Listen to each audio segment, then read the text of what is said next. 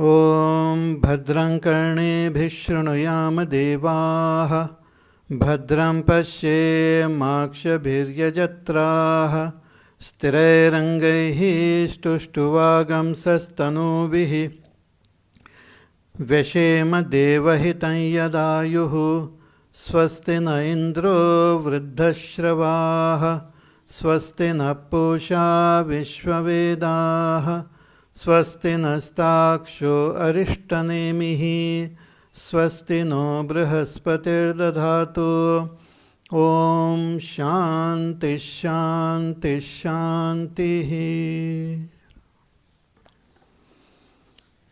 We shall chant the mantras from the beginning. Om Brahma Devanam Prathamah Sambhabhuva Vishwasya Karta Bhuvanasya Gopta Sa Brahma Vidyam Sarva Vidya Pratishtham Atharvaya Jeshtaputraya Praha Atharvaneyam Pravadet Brahma Atharvatam Purovachangire Brahma Vidyam Sa Bharadvajaya Satyavahaya Praha Bharadvajo Angirase Paravaram Shaunako Havai Mahashalo Angirasam Vidhivat Upasannaha Papracha Kasminno Bhagavo Vidnyate Sarvamidam Vidnyatam Bhavati iti Tasmai Sahovacha Dve Vidhe Veditavve iti Hasma Yad Brahma Vido Vadanti Parachaiva Paracha. So we are studying this beautiful Upanishad, Mundaka Upanishad from Atharva Ved.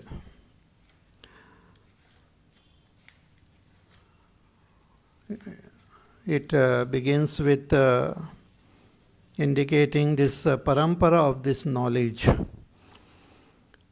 So it begins from Brahma, the firstborn. He was born even before all the Devatas, before the creation. And Brahma alone created the whole world with all the various lokas and all the beings. He gave this Brahma Vidya to his eldest son, Atharva. Then Atharva revealed this knowledge to a rishi, Angi. And Angi rishi revealed this knowledge to Satyavaha Bharadvaj. Satyavaha from the lineage of Bharadvaj. And this Bharadvaja, Satyavaha, he revealed this knowledge to Angirasa. So here in this Upanishad, the main dialogue is of Angirasa Rishi and Shaunaka, who approached this Rishi with a question. So Shaunako Havai Mahashalo Angirasam Vidhivat Upasannaha Papracha.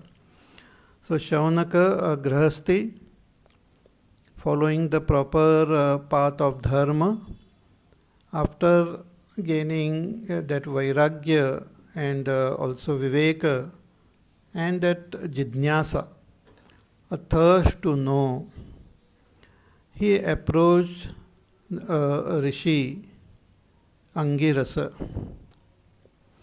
See, whether we want to gain knowledge of this world or we want to gain knowledge of that supreme reality, we have to approach a teacher. And one should approach with proper procedure, proper respect and reverence, with a thirst for that knowledge, jidnyasa, not out of curiosity or inquisitiveness. inquisitiveness, curiosity is not called jidnyasa. Jidnyasa is thirst to know, desire to know, which gets fulfilled only after gaining the direct experience of that knowledge. So till we gain that experience, that thirst remains like that. That is called jidnyasa. So with this strong jidnyasa and with Shraddha, a very intelligent householder, Shaunaka, approached Angirasa and he asked a question. And from this question we understand that he had done lot of contemplation by himself also, and also must have done lot of satsang, from where he understood that there is one something having known which everything becomes known. Therefore he asked this question ki kasminno bhagavo vidnyate sarvamidam vidnyatam bhavati iti. Ki what is that one? It is a singular. What is that one thing knowing which everything becomes known? This may appear to be a very strange question because we have so many objects and so many things in this world, and everything has got a knowledge of one thing doesn't give us the knowledge of something else. Therefore, in our school, colleges also we have different subjects. So if a person gains knowledge of one subject, he doesn't become qualified to understand the other subject. So we have to study them separately. We have to study history, geography, physics, maths, science, different languages. So if I know one subject, I may not know the other. And even in one field, people they study something very deeply and even gain some doctorate in that study. But even when they have understood something very deeply and very, very elaborately, they don't become knowledgeable about other subjects. A science student may not be knowledgeable about commerce or arts.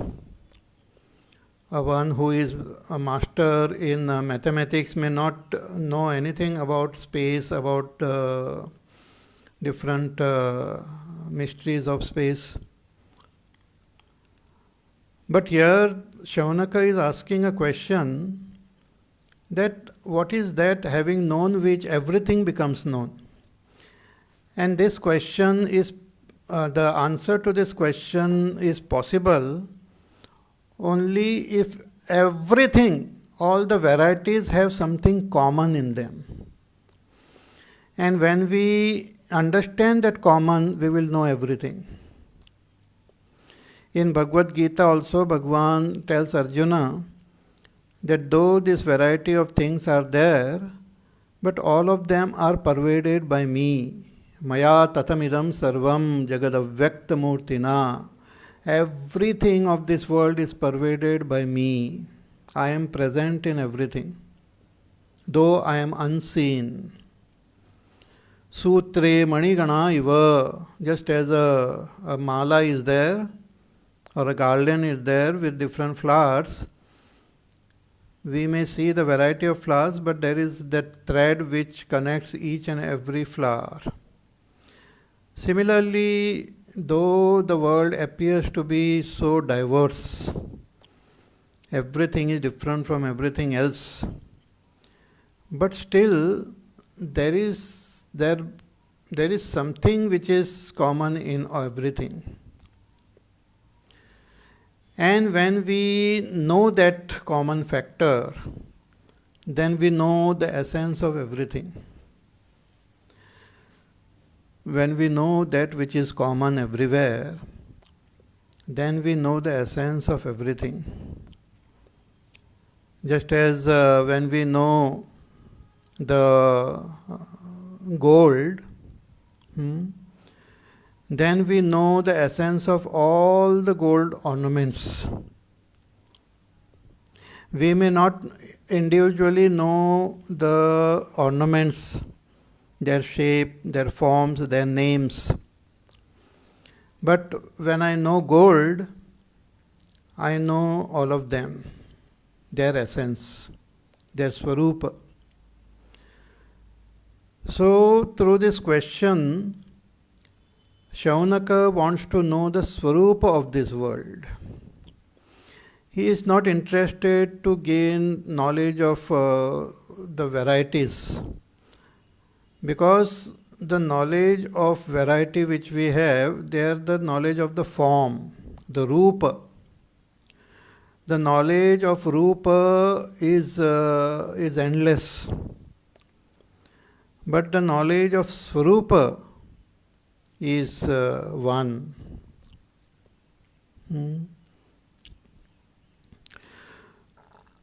So, a worldly person, an ignorant person,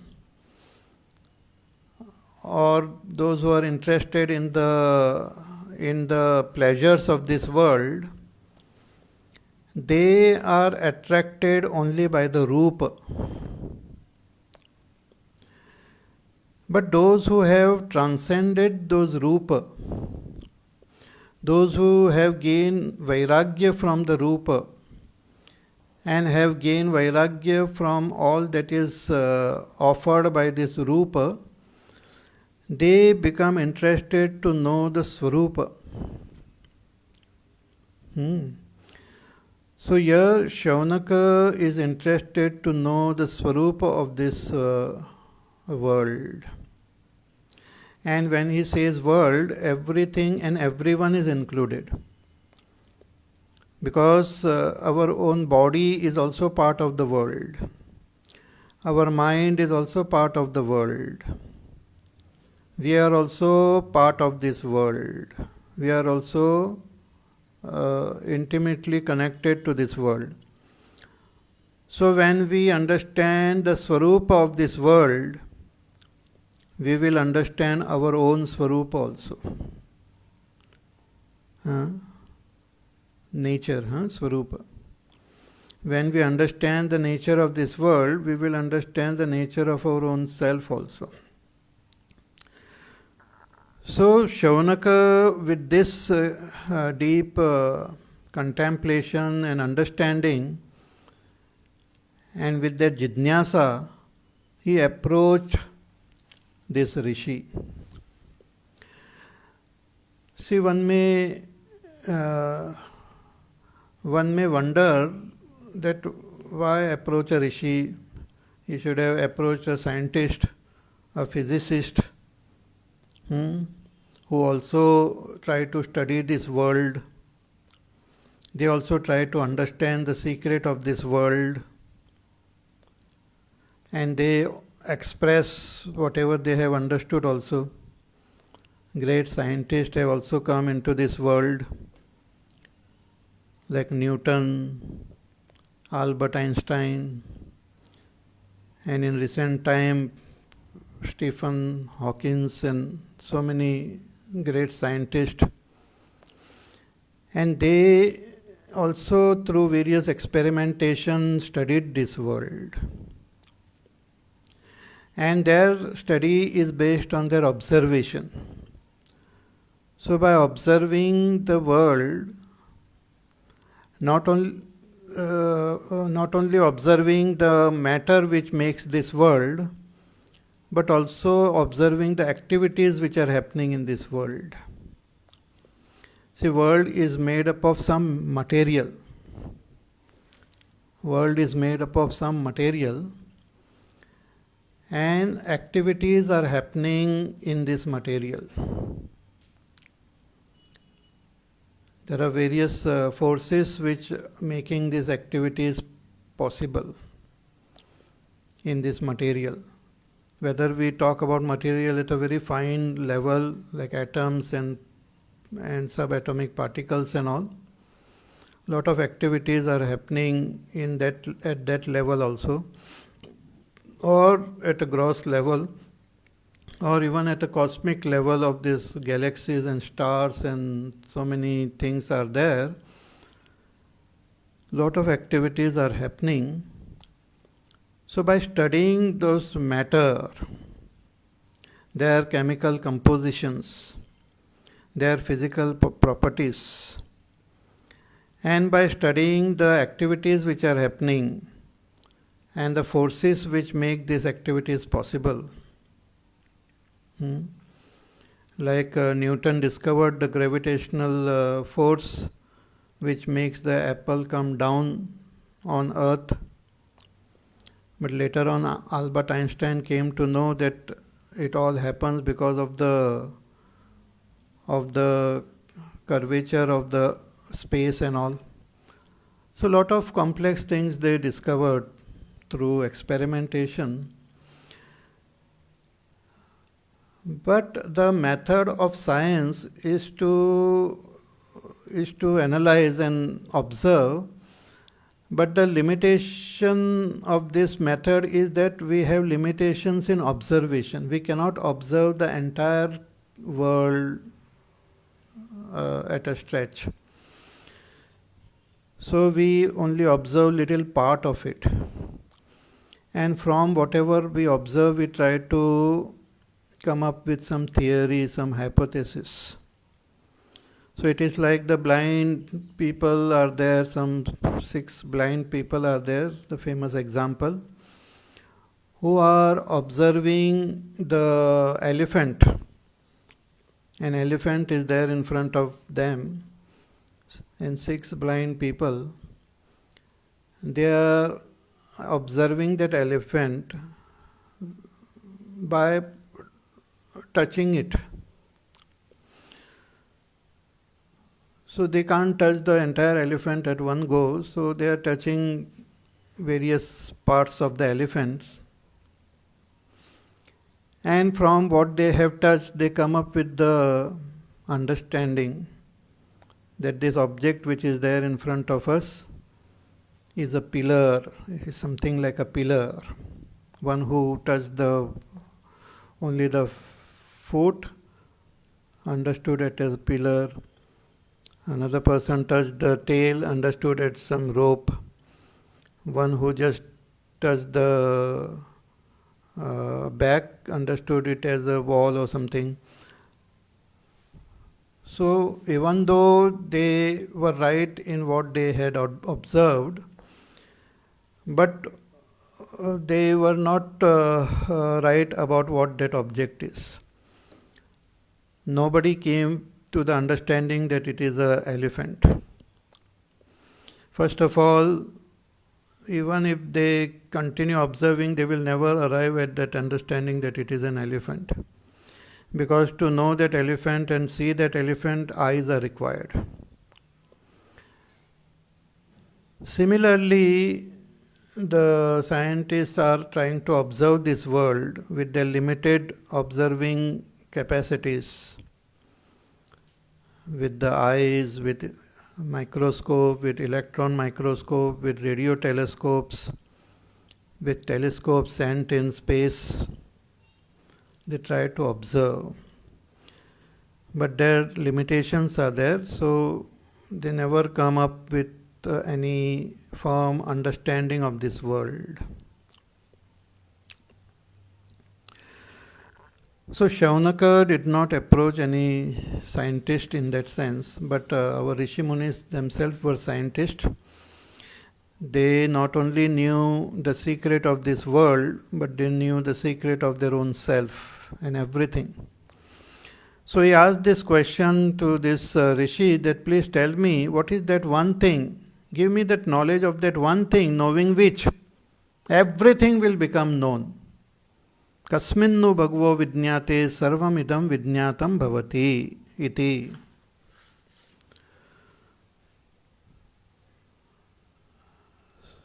See, the beauty of this Upanishad is also the beauty of the student who approach the rishis and their sublime questions which they ask. Hmm. They don't go to the Rishi and ask him, what do you eat and where do you sleep and where do you walk and all those things and what you are wearing and all. Not curiosity, not inquisitiveness, but the thirst to know the essence, the truth, the Swarupa. So Angi Rasa replied that first you understand that there are two types of knowledge. Tasmai sa hovacha dve vidde veditavve. Two types of knowledge is there. Two types of knowledge are there. Dve vidde veditavve iti hasma. Yad Brahma vido vadanti. That is what the Brahmavid, the knowers of Brahma, they speak about these two types of knowledge. That supreme reality which Shaunaka had asked is indicated in the Upanishads as Brahma. Brahma is the name of that one truth. It is called Brahma. And the knowers of Brahma are called Brahmavid. And this Brahmavid, they not only know Brahma, means they not only know the Swarupa of Brahma, but they also know the Rupa of Brahma, the expression of Brahma. Just as, again, that same example of gold and ornaments. So goldsmith is there who not only knows the ornaments, but he also knows the gold. Similarly, these Brahmavids are there who not only know that Brahma, but they also know the expression of Brahma. And what is the expression of Brahma? This world. The world which we see, not only the world which we see, but the seer who is there experiencing this world, means all the different types of beings who are there, having different bodies, and this world, all these are expression of that one Brahma only. So when we just focus our attention on the expression, then we see matter and we see activity in this matter. So we see things which are made up of something, the matter, and we see activity in this matter. Later on we will know that all these activities in matter is possible because of that force which is called prana. Science is also trying to find out that one force which acts on everything, and that force is prana. And the matter is a Vyakta, which is manifest as this matter, Akash, Vayu, Agni, Jal, Prithvi. And this pranas not only make the matter move and function, but even the various expressions as life which we see and the activities which are observed in life is also the expression of these pranas only. Suppose an object is there, and if you just leave it, it will fall down. According to the laws of gravity, it comes down. It will not just keep hanging there. It will come down. So the force of gravity makes it come down. And even a tiny little speck or some grain is there, sand grain, it will also come down. But if you have observed a ant, the body of the ant is also made up of matter. But you will find that ant is crawling up the wall. It is going up. It is going against gravity. The force of gravity is not making it fall down. It is going up. So there is a force within that ant which can defy gravity and move upwards. That force which is there in that ant is the prana, prana shakti.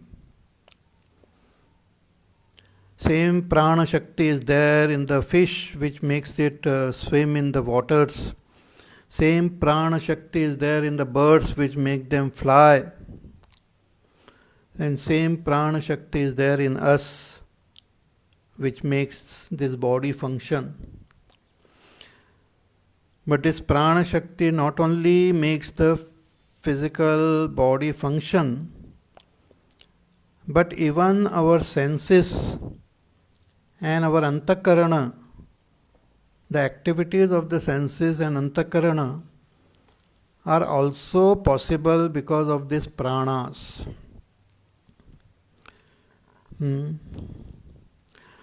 So that Brahma not only expresses as prana,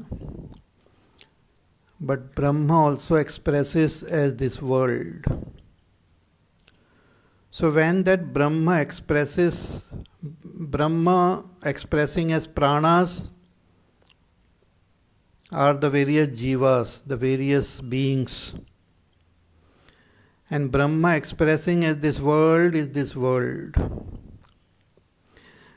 So when we just focus our attention on the jivas and this world, we find that this world is not just some random things are happening, but there are specific rules and laws which governs this world. The movement of the sun and the moon and the stars and the planets and all are all governed by specific laws.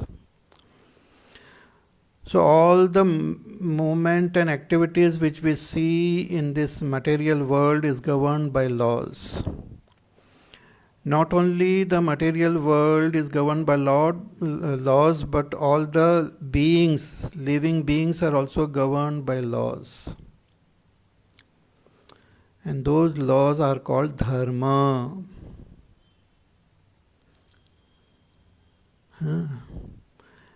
And when one understands this dharma and follows the path of dharma, then one gets positive results in this world.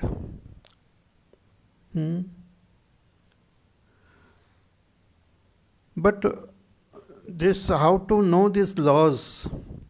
So those laws about dharma are also revealed in our Vedas. So the knowledge of dharma, adharma and sadhana and the phala are also given in the Vedas. And this knowledge is called apara vidya, lower knowledge. The knowledge of the expressions of Brahma. Lower knowledge. And the knowledge of Brahma is the higher knowledge. Therefore here the Rishi first reveals this to Shaunaka, because many times what happens in the name of gaining higher knowledge, many people are involved in lower knowledge only.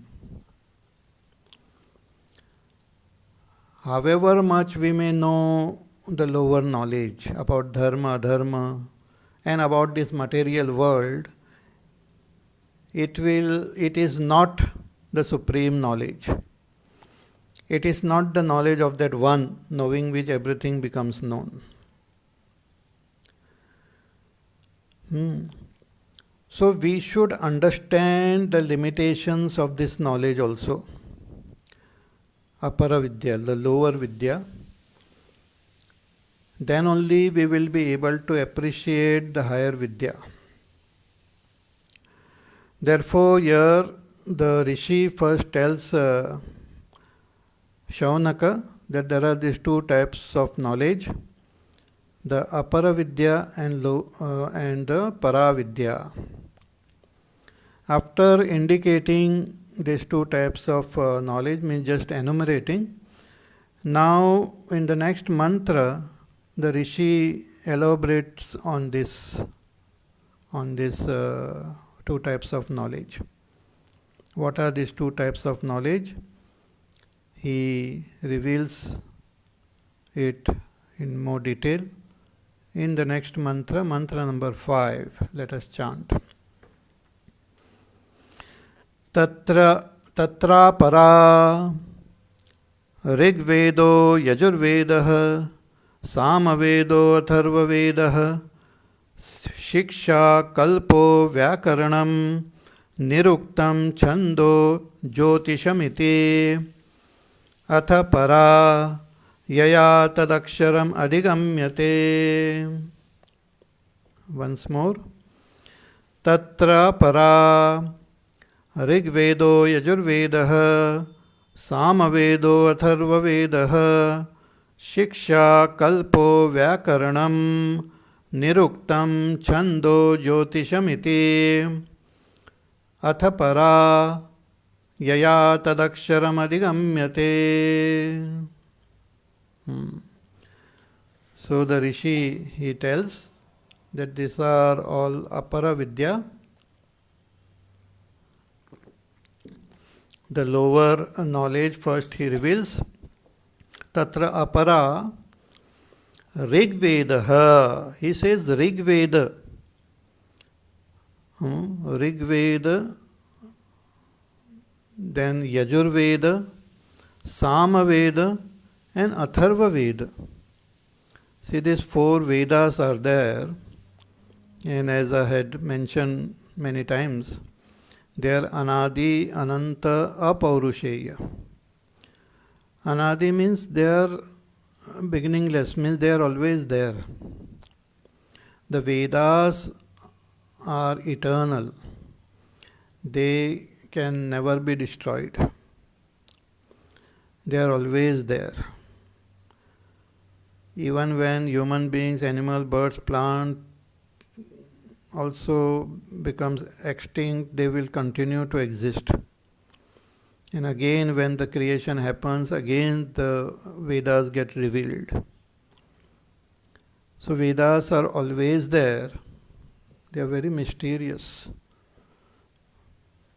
Very mysterious. They are not though they are written in books and all, but they are not the books. They are that knowledge which is revealed in those Vedas. So they are Anadi, Ananta. Ananta means vast, infinite.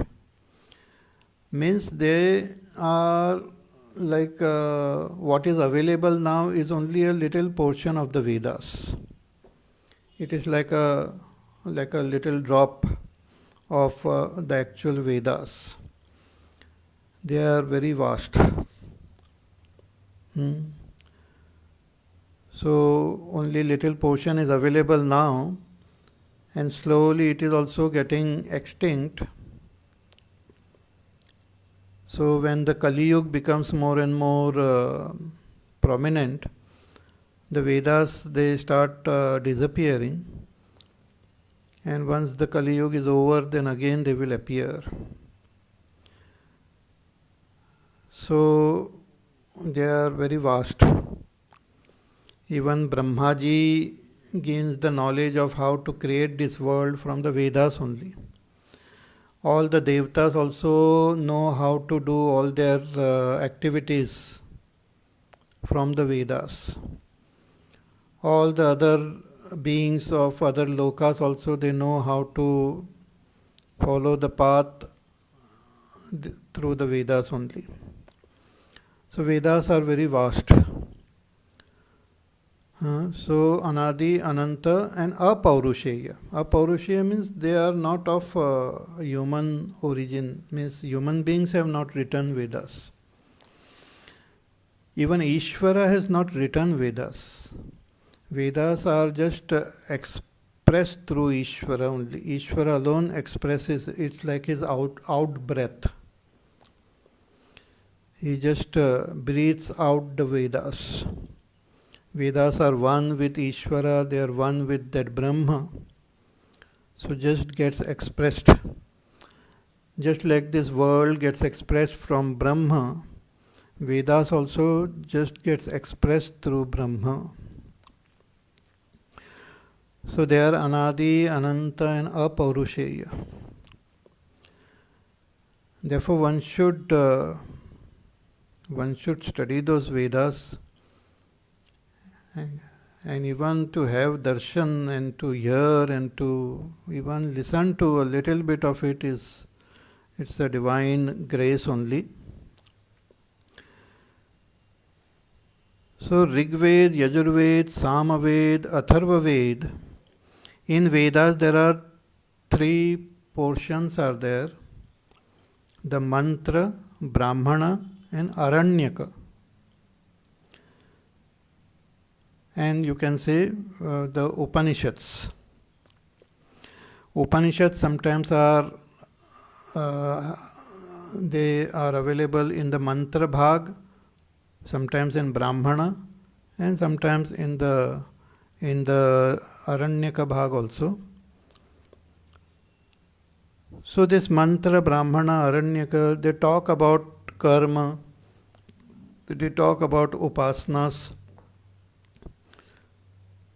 and they also, finally the Upanishads, they talk about that Supreme Brahma. So Rigveda, Yajurveda, Samaveda, Atharvaveda, all of them are indicated here as Apara Vidya. Apara Vidya means lower Vidya. So how come they are lower Vidya, that we will see? Because Upanishads are also included in them. So how they are mentioned as lower Vidya, that we will see further. So Rigvedo, Yajurveda, Samavedo and Atharvavedaha. And these Vedas, they have various limbs. If Veda is like a being, if Veda is personified as a being, as the Devata, as a Bhagwan, then the Vedas have limbs, just as our body also has got limbs. We have our eyes to see, we have ears, we have nose, we have mouth, we have hands, we have legs to walk. Similarly, the Vedas also have limbs. Without the limbs, the Vedas will not be able to express. The Vedas cannot be understood also without these limbs. And through these limbs only the Vedas express the knowledge which is there. So what are the limbs of these Vedas? There are the 6 limbs are there. They are called Siksha, Kalpaha, Vyakaranam, Niruktam, Chandaha and Jyotisham. 6 limbs. Shiksha, Kalpaha, Vyakaranam, Niruktam, Chanda and Jyotisham. So these 6 limbs are also part of the Vedas, and they are also apara vidya only, the lower knowledge. So what is shiksha? See, these limbs are indicated as what you call the shiksha is like the nose of these Vedas. Then the kalpa are like the hands. Vyakarana is like the mouth. Niruktam are like the ears. Chandaha is like the feet. And Jyotisham is like the eyes. So what is shiksha? Nose. See, nose is very important for our body. We not only get the sense of smell through our nose, but we can also breathe. Without breathing, it will be impossible to live. So our breathing is possible through the nose. So nose is very important limb, and that is indicated here as shiksha. So what is shiksha? In Taittiriya Upanishad, the shiksha is indicated, defined there. I had mentioned this while studying, I think, some other Upanishad also. So, Om Shiksham Vyakhya Syamaha Varnaswaraha Matrabalam Samasantanaha Ityuktas Shikshadhyayaha. There are these various topics in Shiksha which one has to understand. One is Varna. Varna is the alphabets. The Vedas are revealed in the Deva Bhasha, in the divine language, in the eternal divine language, and that language is Sanskrit. Sanskrit, the term Sanskrit also means cultured, refined, and very, very scientific. The most precise and scientific language. So, in order to understand this language, the first thing which we should know are the Varna. Varna means the alphabets. So, the alphabets are the vowels and the consonants. So, a, I, ru, lu, lu, e, o, aha. All these alphabets, all these vowels of Sanskrit one should know. Then the consonants, ka, kha, ga, ga, nya, cha, cha, ja, ja, nya, ta, ta, da, da, na, ta, ta, da, da, na, pa, pa, ba, ba, ma, ya, ra, la, ba, sa, sha, sha. All these consonants are there. They also have to be understood. Just as when we go to school, we study the alphabets first. So if you want to understand the Vedas, you should know the alphabets of Sanskrit. So that is part of that nose only, from where the Vedas, they breathe as though. So one is Varna, then Swara. So through this Varna only, through those letters only, various words and sentences are made. But the Vedic, all these mantras which are there, they are uttered with a particular musical rule. They are not just uttered, they are not just read. They have to be uttered with a particular musical with rules. So in different swaras they have to be uttered. Just as we in music we have those swaras, so same musical swaras means the Vedic mantras are also set to tune with musical swaras. So udatta, anudatta, swarita. So they have to be uttered in that same way. Therefore, the Vedas have to be learned from a teacher and should be chanted properly. For example, we chant Purusha Suktam. Om Sahasrashirsha Purushah Sahasrakshas Sahasrapat Sabhumim Vishvato Vritva Atyatishtat Dashangulam Purusha Evedagam Sarvam Yadbhutam Yatcha Bhavyam Utamrutatvaseshanah Yadannena Tirohati. Like that, the Vedic mantras are chanted in particular swaras. So sa, and one swar below that, and one swar above. So like that, the mantras are chanted. So one should know the swaras also. So varna swaraha. Then the words are chanted in different matras also. Means with lengthening them at different scale. Some of them are rasva. Some words, some letters are rasva, means lower. Some are dirgha.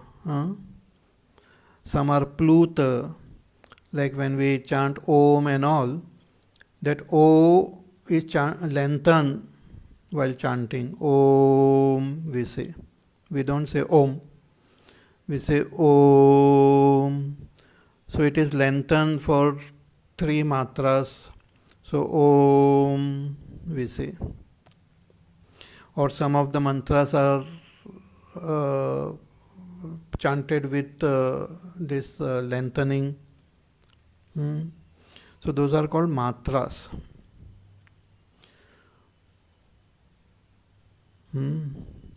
So that also should be learnt and understood if you want to understand the Vedas.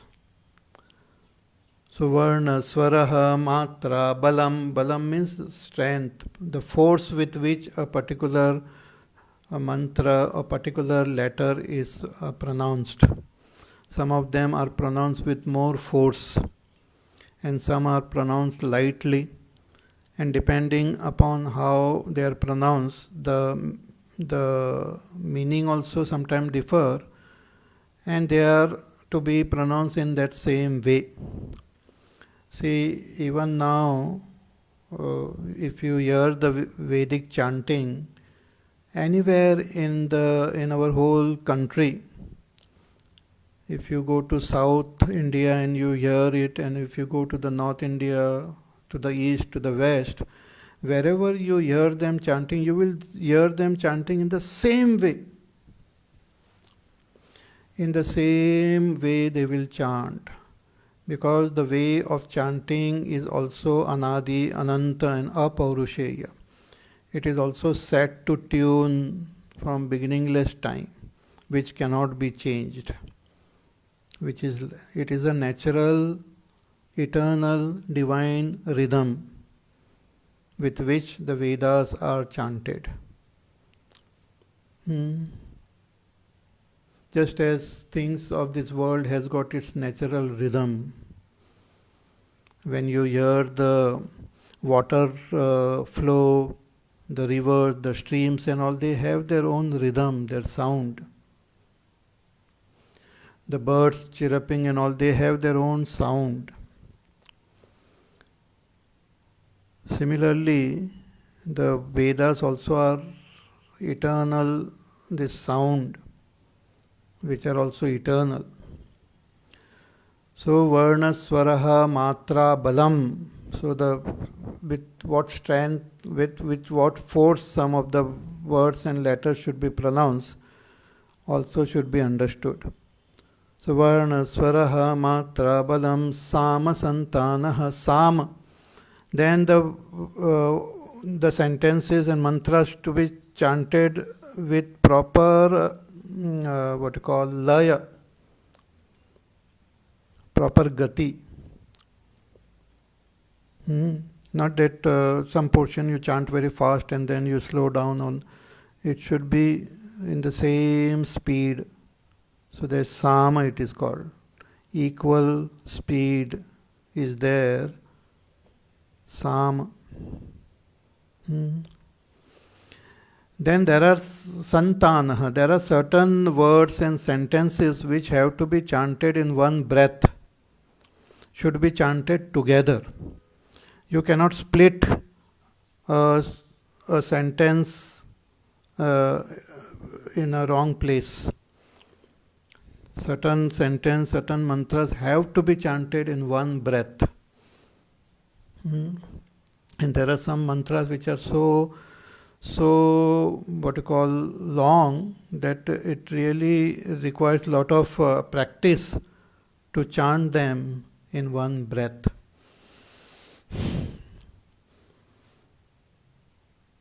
Om Vishnurnukam Viryani Pravochanya Parthivaani Vimame Rajagam Siyo Askabhaya Duttaragam Sadastam Vichakramanas Rugayo Vishnoratamasi Vishno Prishtamasi Vishno Snaptre Esto Vishno Shurasi Vishno Druvamasi Vaishnavamasi Vishnavetva. I took a breath in between, but this whole thing has to be chanted in one breath. It requires a lot of practice. So that is called santana. So these are the six things which we have to know about shiksha. Varna swaraha matra balam sama santanaha ityukta shiksha dhyayaha.